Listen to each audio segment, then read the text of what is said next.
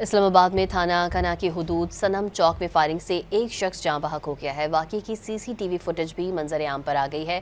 खबर आपको दे रहे हैं इस्लामाबाद से, जहां पर सीसीटीवी फुटेज मंजर आम पर आ गई है। इस्लामाबाद में थाना कना की हुदूद में सनम चौक में फायरिंग की सीसीटीवी फुटेज सामने आ गई है। मजीद जानते हैं डॉन न्यूज़ के नुमाइंदे शकील करार से। शकील, बताइएगा वारदात से मुतालिक क्या कुछ पता चल सका है?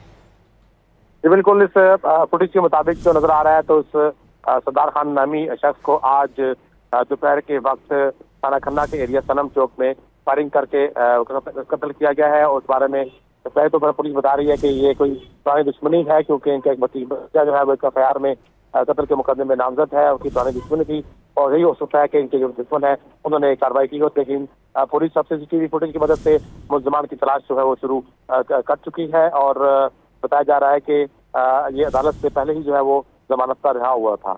शकील करार अपडेट कर रहे थे, आपका शुक्रिया।